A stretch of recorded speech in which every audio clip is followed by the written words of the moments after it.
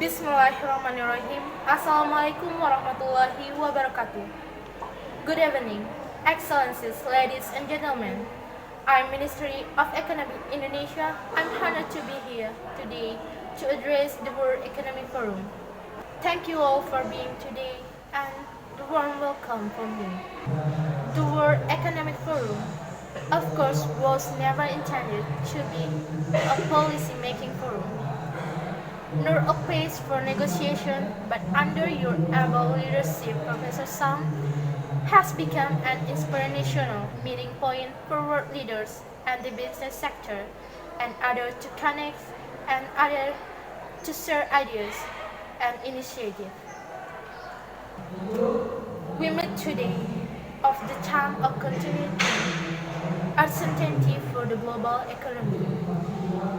In late 2008, the world financial system was teetering on the brink of systematic collapse. While the impact of the global financial crisis would be felt immediately at every level of the economy, it will also send years long after so through investment, banking, and regulatory cycles worldwide. But we can't pass in this situation. So, what is happening in the world economy today?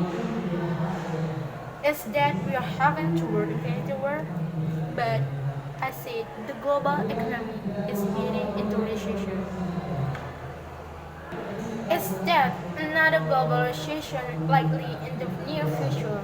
The last was the Great Recession of 2007 until 2009. The global economy slowed down and the risk of a looming global recession. Economic experts set off the bells for investors that a new global economic crisis could be at hand. Meanwhile, early this month, the U.S. bond yield curve turned negative. Global growth remains subdued since the April.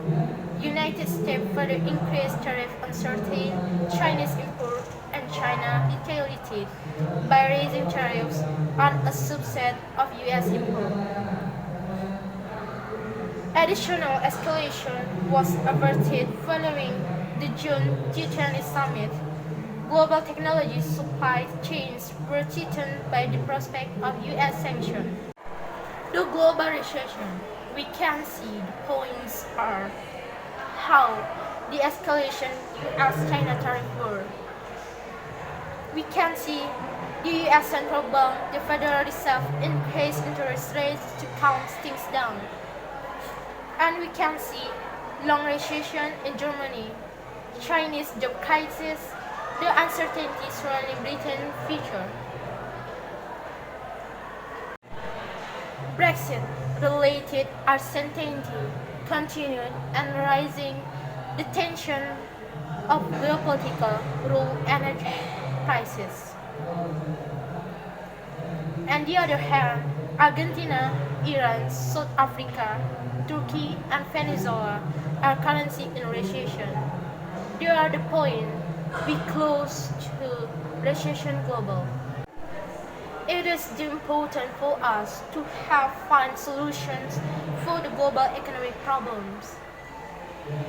Multilateral and national policy action are vital to place global growth on a stronger footing.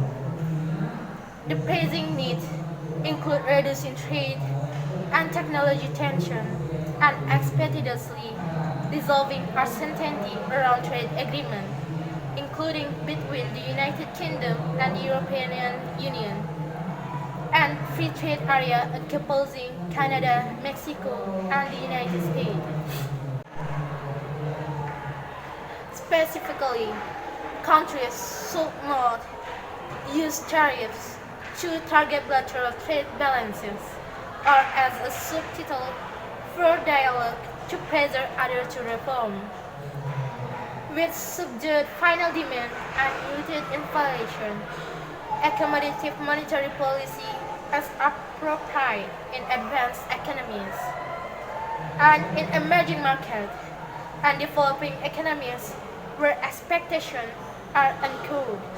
Fiscal policy should balance multiple objectives, smoothing demand as needed, protecting at vulnerable, bolstering growth potential, with spending to support structural reform, and ensuring sustainable public finance over the medium term. Finance over the medium baseline macroeconomic policies will need to turn more accommodative, depending on country circumstances. Priorities across all economies are to enhance inclusion, strengthen resilience, and address constraints on potential output growth. So, the conclusion for my speech is we should not underestimate the severity of the looming risk in terms of global trade and currency war.